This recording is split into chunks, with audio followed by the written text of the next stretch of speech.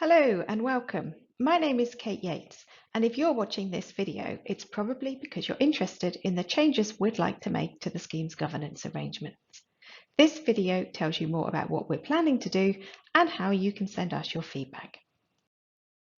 Remember, the proposals will have no impact on the security of the benefits that you or your employees have built up in the scheme, or any pension you're already receiving from the scheme. You don't need to do anything. But if you'd like to get in touch with us, we're really interested in hearing your views. So what did we do? Well, the trustee, two employer trade associations, SNPF and APHC, and Unite the Union, that together jointly agree the scheme's rules, asked an independent firm to review how the scheme operates and recommend ways to make it better. The independent advisor looked at three areas: how the trustee board works, how employers are represented, and the role of the administration company. The aim of the changes is to have a clear and efficient decision-making structure going forwards, which avoids conflicts of interest. Let's look at the trustee board first. The scheme is currently managed by the trustee company Plumbing Pensions UK Limited, which is responsible for paying members' benefits, investing the scheme's assets, and, if required, collecting contributions. We plan to reduce the size of the trustee board from 9 to 7 directors.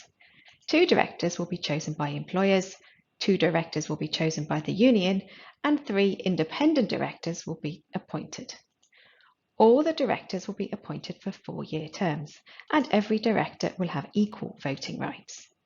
The directors will all be paid a market rate for their role and responsibilities.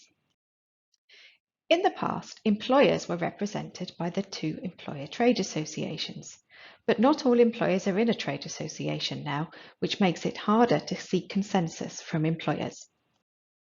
We plan to set up a new not-for-profit employer company to be the lead employer for communicating and consulting employers about funding and investment matters.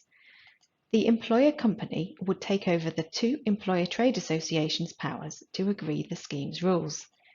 It would have a board of 6 directors, including an independent chair, representatives from the 2 employer trade associations, and at least 3 directors selected by employers.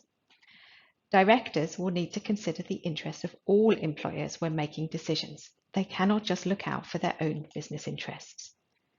Directors will be appointed for 4-year terms and be paid for their role.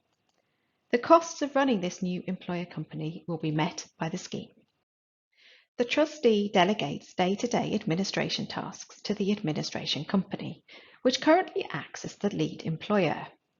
The administration company will continue to pay benefits, maintain member records, manage the scheme's assets, and support the trustee board. Under the proposals, the administration company would no longer be the lead employer. The board would change so it has 3 directors, 2 new non-executive directors with relevant experience, and the CEO of the administration company. Directors will be appointed for 4-year terms.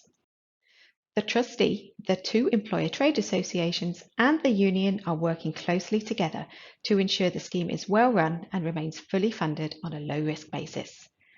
The trustee has a low-risk investment strategy to protect the scheme's assets from sudden changes in the investment markets.